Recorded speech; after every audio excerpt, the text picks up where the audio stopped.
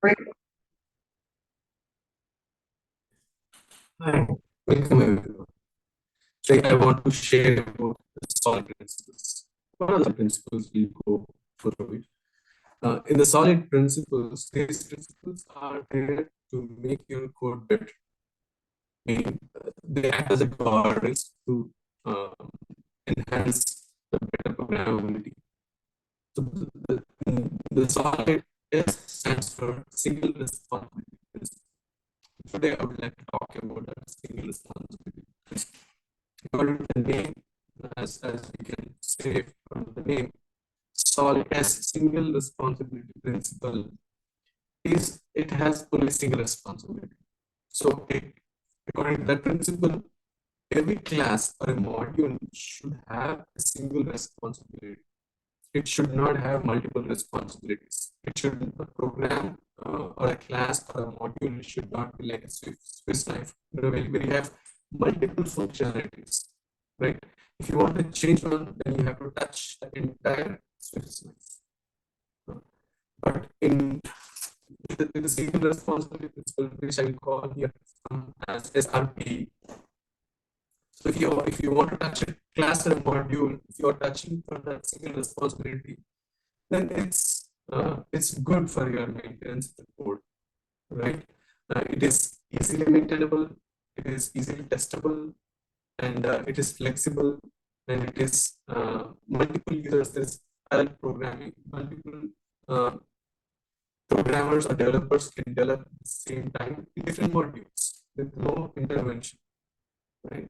So it helps the better programmability, and it's clean code. By looking at the code, you will understand what the functionality of the class is or module is doing, and if at all you need any changes in that module, you directly come to the module. You don't have to go and search for the entire class where am I supposed to change, where is um, what I should do. It's easy to understand, readable, it's flexible to change, and it's maintainable. Right? That's the whole purpose of this SRP, single responsibility principle. So if you see, I have a sample for a small program here. It's a console application.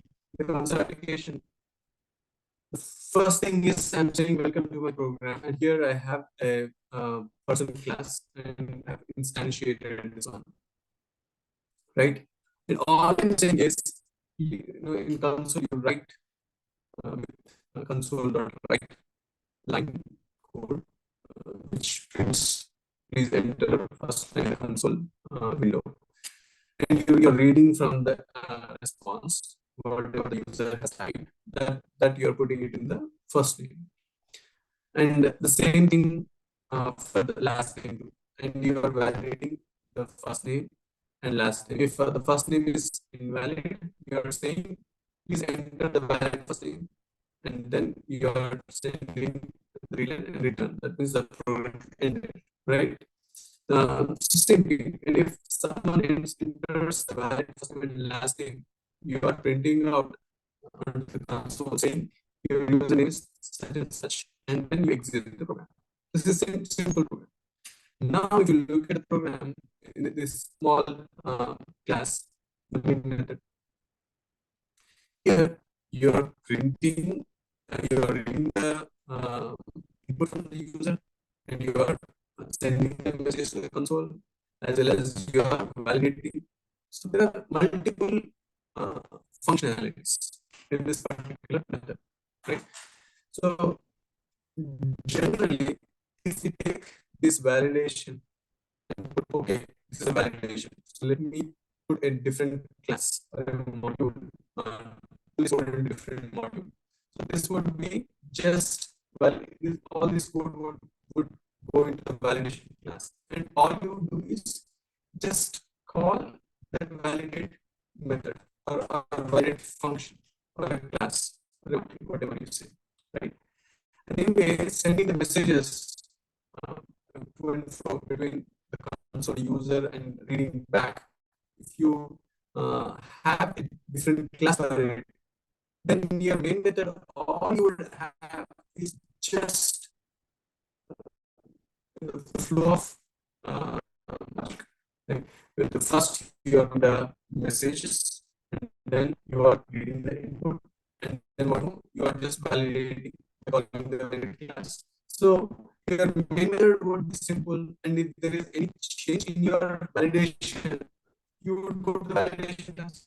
If there is any change in the message you want to put a message, suppose instead of saying green line or at the end console or green line, you say now please enter close. You can type, and that can be done in the messages, right? So your main program has only flow of events, and everything is happening in the respective modules. So it is easy to this is for example. So in the sample, you have small methods here and there.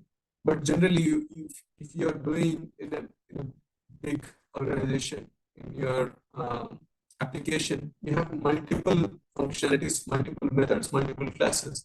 But imagine if every class has its own responsibility, then if you want to make a change, if you want to uh, update your code, if you want to fix a bug, or if you want to enhance your functionality, you would exactly know where to go, which part, which class you would go, and you would exactly update the code there. And of course, you instead of having all the classes in your solution, you manage them by adding folders and naming them properly, appropriately. Right? It will be easy to navigate for you, easy to make changes. So this is the ultimate goal of this SRP, single responsibility principle. A class should have only one reason to change, and it should have only one functionality. So that explains the single responsibility principle. Thank you.